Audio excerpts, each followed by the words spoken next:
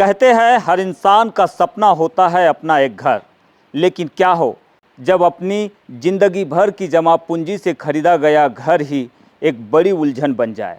Ward number 2 pump house गली में RERA नियमों के अंतर्गत बनाई गई कॉलोनी में कुछ ऐसे ही हाल देखने को मिल रहे हैं।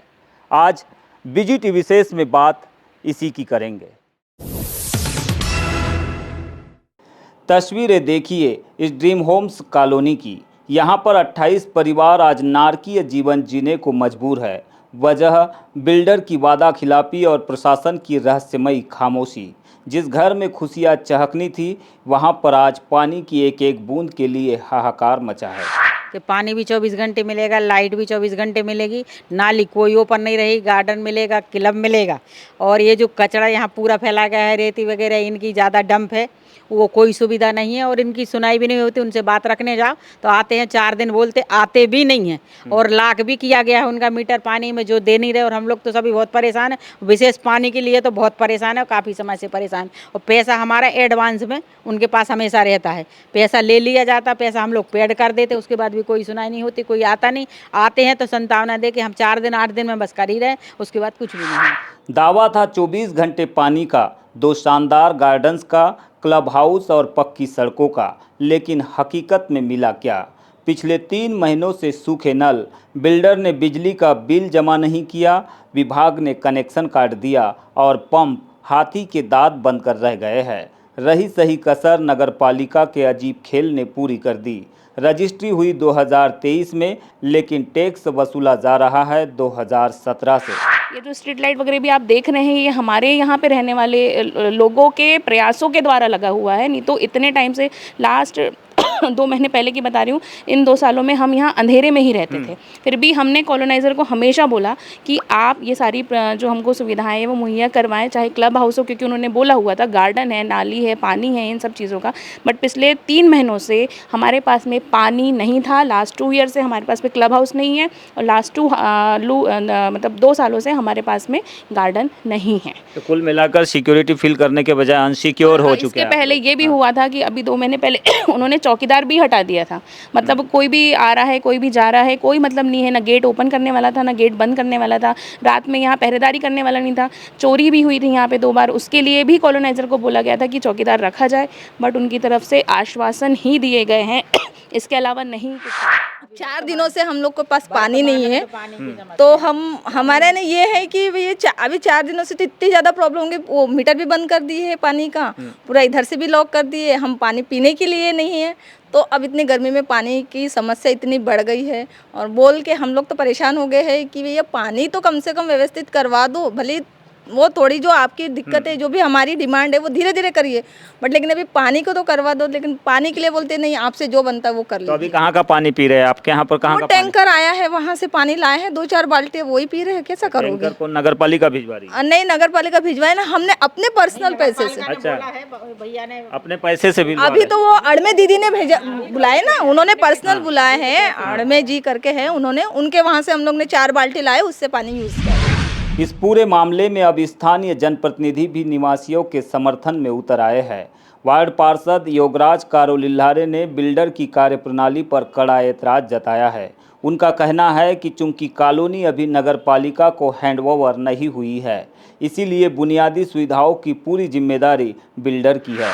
शहर के ही कॉलोनीनाइजर आशीष कांकरिया जी के द्वारा एक ड्रीम होम्स नाम से कॉलोनी डेवलप की गई है। अच्छा है, व्यापार करना चाहिए, डेवलप करना चाहिए, पर मेरा तो उनसे निवेदन ये है कि जो आपने वादा किए हो अपने क्रेताओं से, जिनको आपने फ्लैट बेचे हो, वो आप अपना वादा पूरा कीजिए। और पानी जैसी मूलभूत सुविधाओं से आप जनता को वंचित नहीं कर सकते।